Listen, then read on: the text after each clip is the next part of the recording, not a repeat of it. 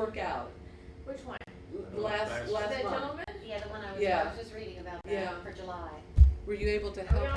Are we on? No. Okay. So, he is an ongoing Oh, okay. Okay. customer. This is the second time that we have waived fees to put the service back on Okay. for non-payment. Okay. So what he does pay his $144, like Uh-huh. he said. Uh-huh. But because the service was disconnected, Uh-huh. he had a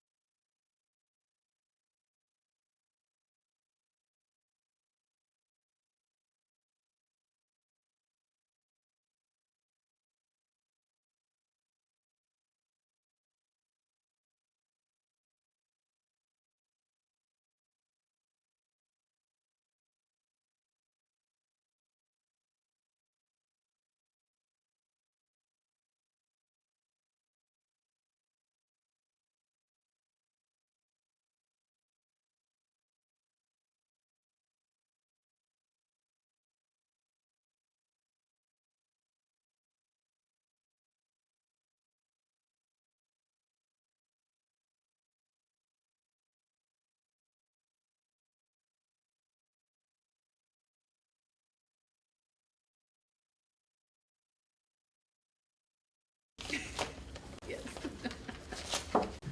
Mercy. Good evening. It is now 6 p.m. on Wednesday, August 24th, 2016, and we are present and accounted for. I am Tom McLeod, Chair of the Cable Commission, and I've asked my colleagues to introduce themselves.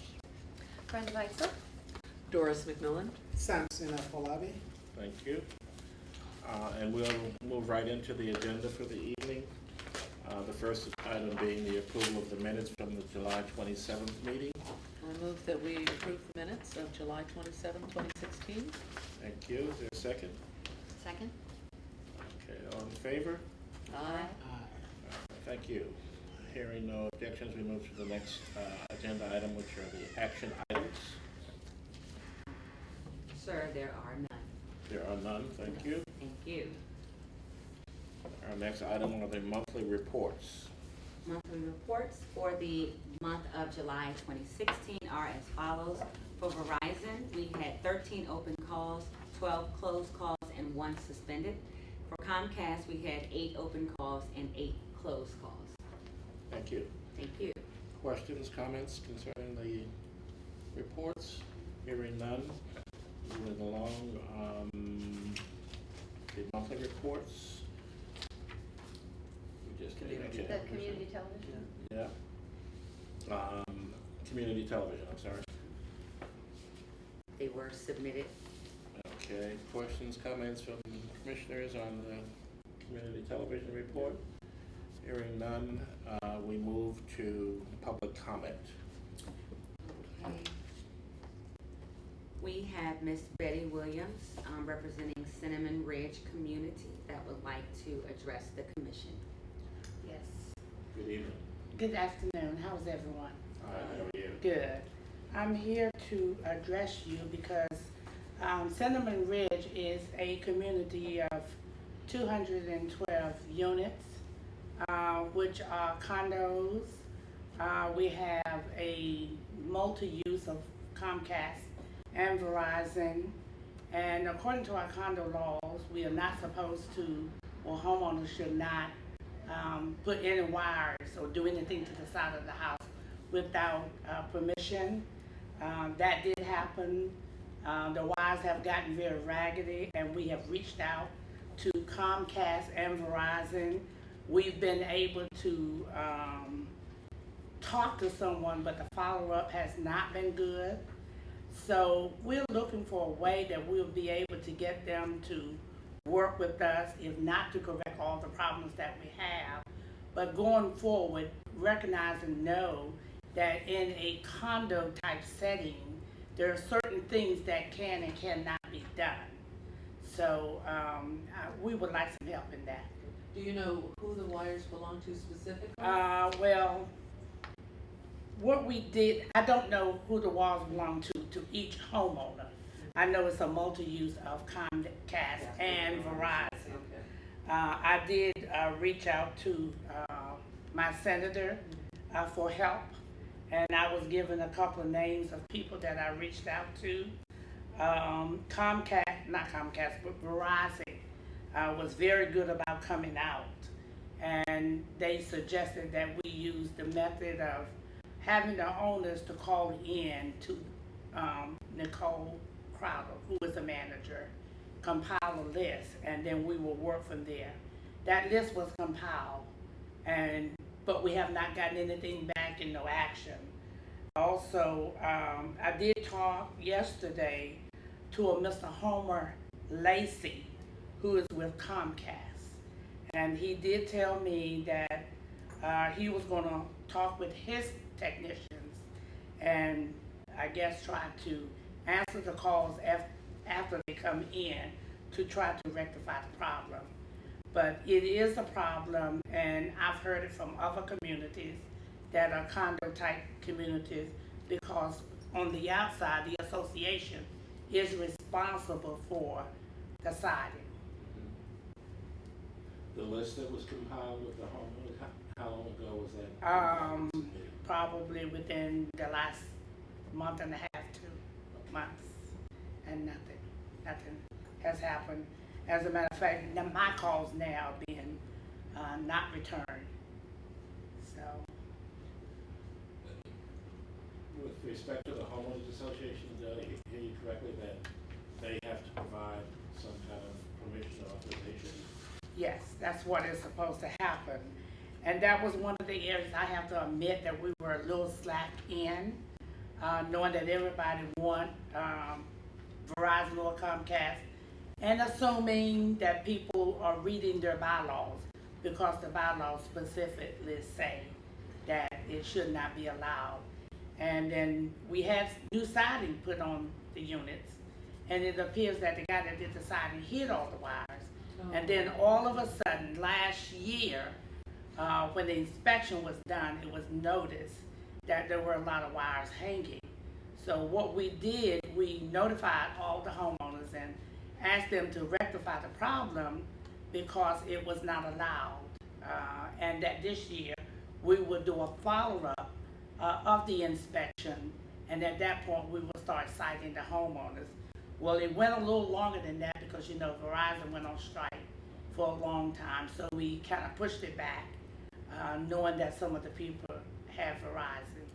And so here we are in limbo, and we're just not getting the communication, not putting all the blame on Verizon or Comcast. There's some of it homeowners and whatnot, but right now we're looking for a resolution to be able to get it corrected. And so that's what we're reaching out for. Okay. And you've been in touch with I'm not staff? sure. Okay. Have you been in touch with staff? Not here, that's why I'm here tonight. Okay. And one of the homeowners was able to talk to someone, and they told her that this meeting would happen tonight. Right. And so we did tell the homeowners that they could call, and that was why this homeowner called and told me about the meeting, and I said, well, I will attend the meeting to make our problem known. Okay, well, we appreciate you being here. Thank you so much. We'll suggest that you have a conversation with staff, Okay, make them aware of what's going on, Okay. particulars, and then we can move from there, okay? okay, thank you so much. You're Thank welcome. you. Thank you. Any other questions, comments from? Okay. The next agenda item is the Comcast representative report. We might have another person who wants to. Oh, okay. Oh, okay, okay.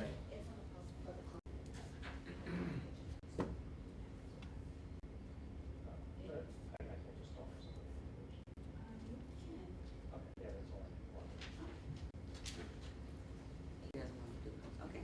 Okay. Now, okay, returning to our agenda, the Comcast representative report.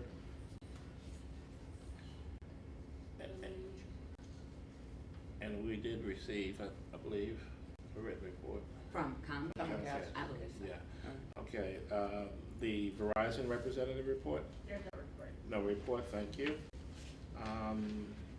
We are now open for comments and questions from our commissioners. I just want to say I'm thankful for our staff. Thank you all for helping and making things happen for our residents. Let the record show they do an excellent job consistently. And they're blushing. Okay. Okay. Any other comments?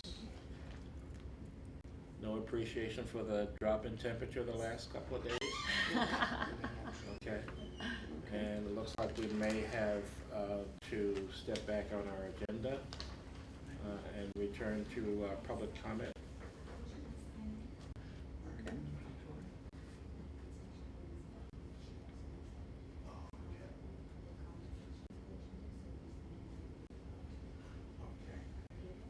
Good thing you didn't make me miss. Okay. All right. So we do have someone else for public comment, it appears.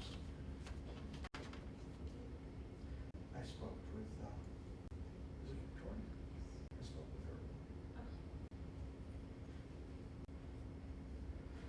Well, sir. He's Writing. writing. Oh, he's writing. Okay. Okay. Hi. You. How are you? Ken Healy. My name is Ken Healy, and I'm representing myself. And the reason I'm here is because I have several issues with cable TV, and I didn't really get a chance to fully write everything the way I wanted to. So what I did was I framed everything in terms of a little outline that I wanted to pass out, if I may. Thank you.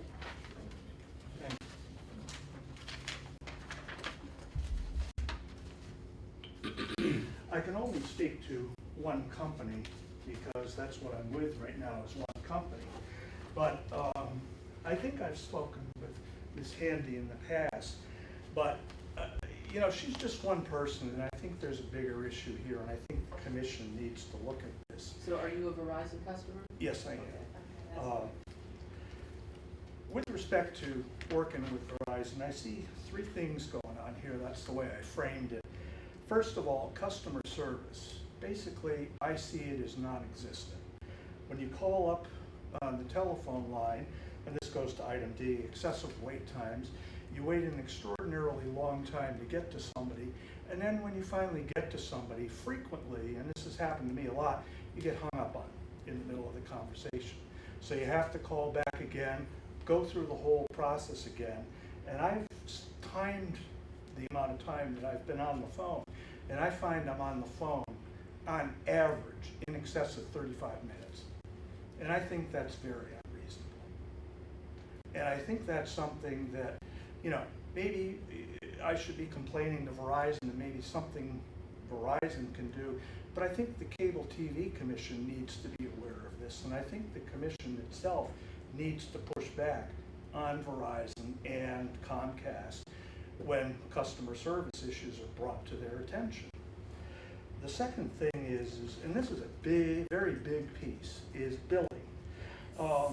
Just about every month, there's all kinds of extra charges, extra services, and extra fees for things that I have not ordered, which means every single month I'm on the phone with Verizon talking to the customer service in excess of 35 minutes on average to resolve a billing problem. And I end up dealing more often than not with very surly representatives that seem to have a sense of employment entitlement. And I don't think that should be in any business. Frequently, or more often than not, you associate that with a government agency, but I see that with Verizon. And most of the time, I'm seeing fees and services on my bill that are not explained. And when I call up and ask for an explanation, why is this fee on my bill? I get answers like, because we can put them there. What kind of answer is that? To me, that's not a good answer to be telling anybody. I also, in addition, I've also been informed, like there's one fee on the bill that has to do with a sports franchise fee. And when I asked, why is that fee on my bill? Well, go ask your cable TV commission, they approved it. What kind of answer is that? So, like I say, I can take this up with Verizon, but I think the commission needs to be aware of what's going on, and maybe the commission needs to push back itself. So that's why I'm here tonight. Do you ever get the names of the employees that you're speaking with? Frequently I do. Okay. I don't have any available right now, but most of the time I write them down in the bill, and I haven't called in the past 2 months, so I don't have anything going on. But before that time, yes, I do. I write them down typically on the bill. Is that helpful information for you to have? I think it would be helpful for not just us, but for the Verizon people Okay. in particular.